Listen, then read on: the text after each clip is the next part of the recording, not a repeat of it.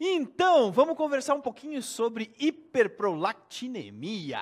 Hiperprolactinemia é um assunto que acaba sendo bastante abordado nas provas dos concursos médicos. Às vezes cai um pouquinho nas questões de clínica médica, de endocrinologia, mas a gente sabe que a grande maioria das questões acaba caindo dentro da ginecologia mesmo, porque muitas vezes, na grande maioria das vezes, as alterações são alterações menstruais que a paciente acaba tendo. Então, vamos falar um pouquinho sobre esse assunto, que é um assunto bem legal, bem tranquilo da gente desenvolver.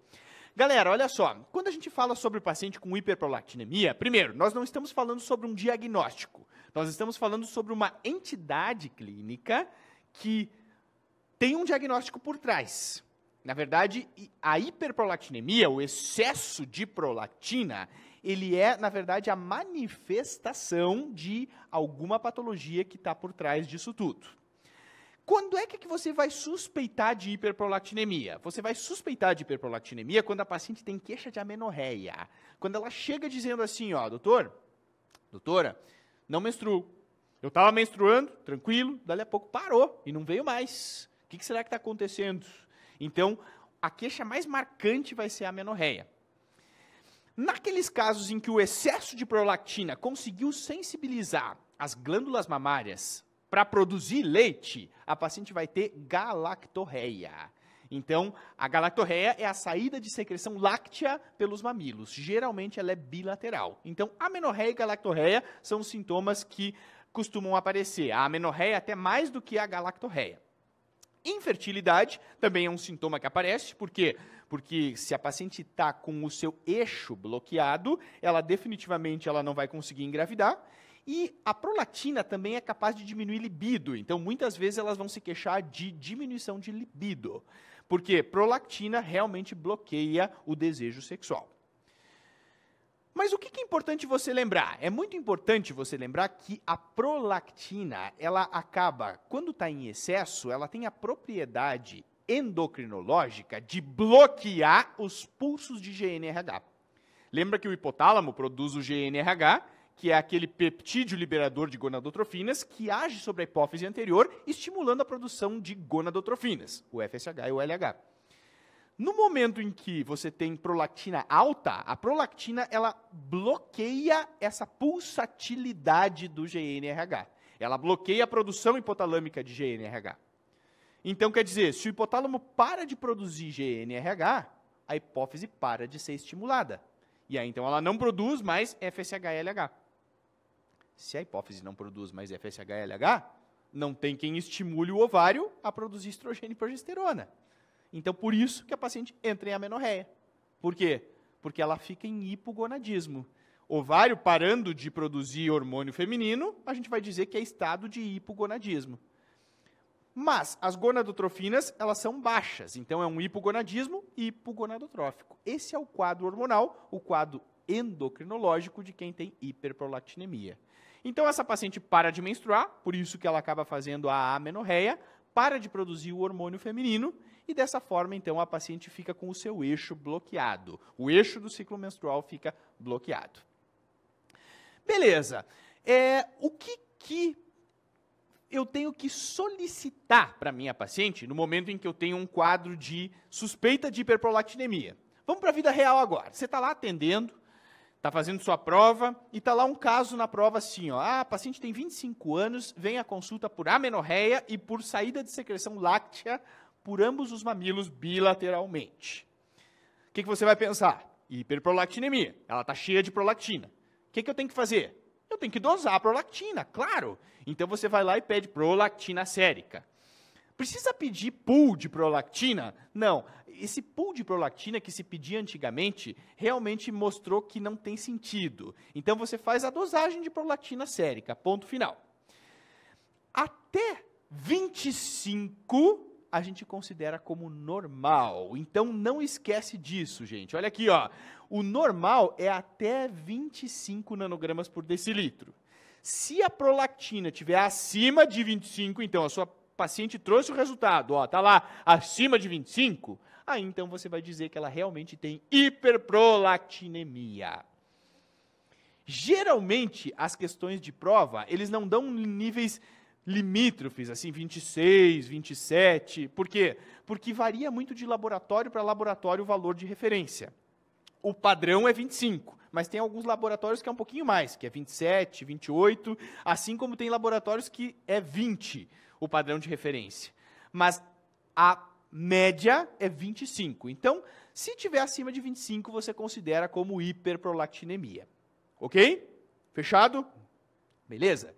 Mas aí, então, eles vão perguntar para vocês nas questões, quais são as causas fisiológicas e quais são as causas não fisiológicas?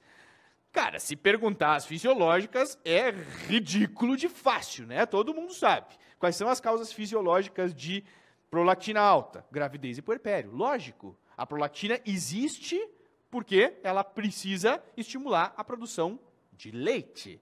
Então, no puerpério ela está alta e na gravidez ela está alta. Muito fácil.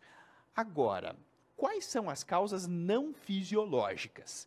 As causas não fisiológicas, a principal delas, se a gente for pegar assim, ó, em prevalência, qual é a principal? Definitivamente é uso de fármacos. É uso de medicamentos. Sabe por quê? Porque cada vez estão perguntando mais e mais e mais sobre o uso de antidepressivos. Eles estão perguntando muito isso nas provas, porque a gente sabe que realmente está se usando demais. Então, até tem alguns estudos que estão mostrando que realmente as pessoas estão prescrevendo demais, os colegas médicos estão prescrevendo demais antidepressivos, e realmente isso pode acabar afetando a prolactina de alguma forma. Especialmente os tricíclicos, que é a amitriptilina, a nortriptilina e os inibidores da MAO, eles realmente têm essa propriedade de aumentar a prolactina. A metoclopramida também tem essa função, a fluoxetina também pode aumentar, e o próprio anticoncepcional, o componente estrogênico do anticoncepcional também pode aumentar a prolactina. Então, uso de remédio, uso de fármaco é a principal causa não fisiológica de hiperprolactinemia. E aí o tratamento é fácil, né? É só você dizer, olha, vamos ter que tentar trocar essa medicação, vamos tentar usar uma medicação que não altere, que não aumente a prolactina. Fechado? Fácil. Outras causas, hipotireoidismo. Lembra que o hipotireoidismo também é uma causa bem importante de hiperprolactinemia. Sabe por quê? Porque no hipotireoidismo, a gente vai ter uma baixa dos hormônios da tireoide, T3 e T4 vão estar baixos.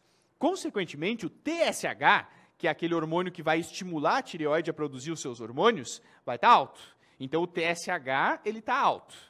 Mas lembra que o TSH, que é o hormônio produzido pela hipófise, ele tem um peptídeo estimulador, que é o TRH. O TRH é aquele peptídeo estimulador que é produzido pelo hipotálamo, que age sobre a hipófise anterior e estimula a hipófise anterior a produzir o TSH.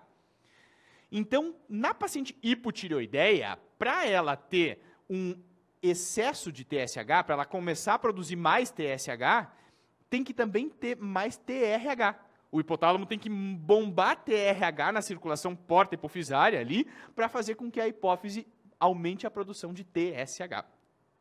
E o TRH, ele aumenta a prolactina. Olha só, esse peptídeo estimulador do TSH, ele vai ser causa de elevação de prolactina. É ele que age sobre a prolactina e aumenta a produção de prolactina.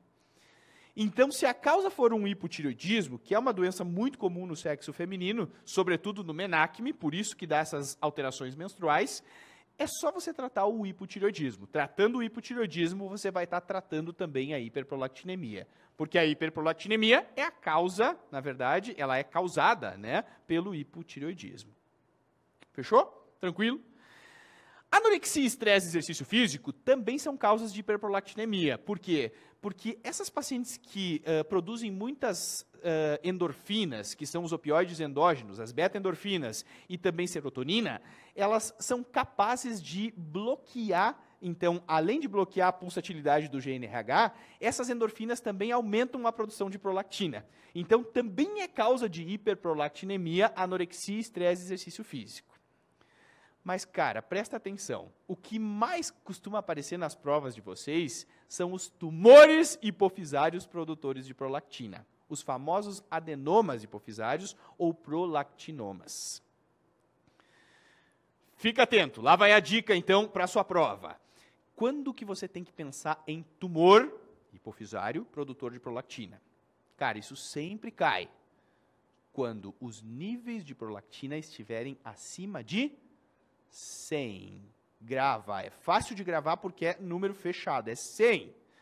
Então, se a prolactina da sua paciente estiver acima de 100, você tem que pensar em causa tumoral. Porque é muito difícil que remédio altere a prolactina tanto que fique acima de 100. Hipotireoidismo, também não. Estresse, exercício físico, anorexia, também não. Geralmente, quando está acima de 100, a causa é tumoral.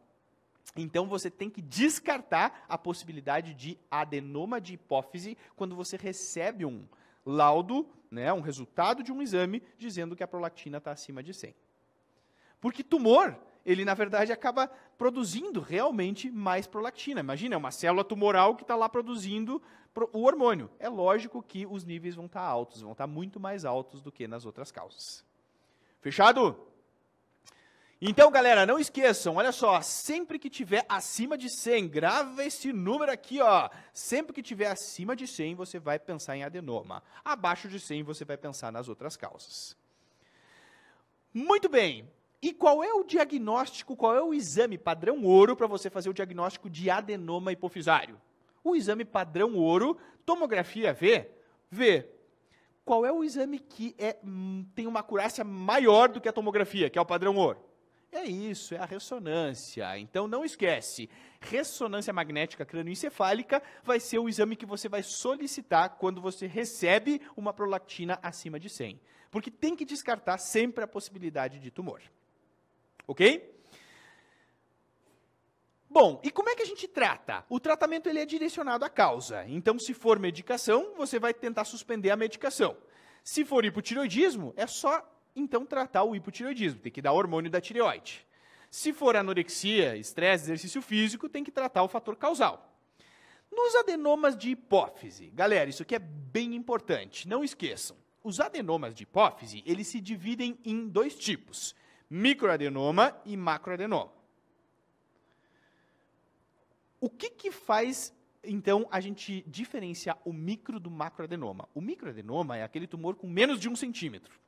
O macroadenoma é aquele tumor que tem 1 centímetro ou mais. Nos microadenomas, se a paciente está assintomática, ou seja, se ela não tem nenhuma queixa, ela não está com galactorreia, de vez em quando faz amenorreia, mas não é uma coisa que incomoda, você só observa, não precisa fazer nada. Ô Jader, mas não pode aumentar de tamanho e virar macroadenoma? É só 5% dos microadenomas que acabam aumentando de tamanho e acabam se transformando num macroadenoma. Então, não justifica você tratar se a paciente está assintomática. Agora, se ela está sintomática, aí você vai usar um agonista da dopamina, um agonista dopaminérgico. O tratamento ele é clínico. Como o tumor é benigno, o tratamento vai ser clínico. E fica atento porque isso cai na sua prova. Quais são os agonistas da dopamina? Existe a bromocriptina e existe também a cabergolina.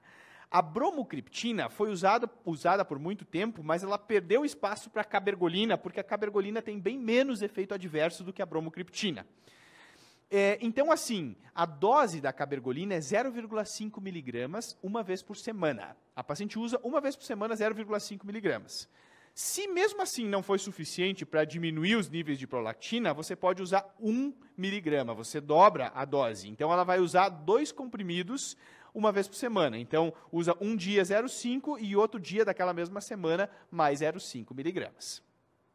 Ok? Então, cabergolina melhor do que bromocriptina, mas as duas funcionam, as duas são agonistas dopaminérgicos. Mas e o macroadenoma? Como é que você trata? O macroadenoma, sempre você tem que fazer uma campimetria, tem que fazer a avaliação de campo visual, porque o macroadenoma pode comprimir quiasma óptico e pode dar sintoma neurológico também. Então, é muito importante fazer a avaliação de campo visual. E o tratamento vai ser também com agonista dopaminérgico. Mesmo que a paciente seja assintomática, tem que tratar. Por quê? Porque o macroadenoma pode comprimir realmente alguma estrutura, então você sempre tem que tratar mesmo que ela seja assintomática.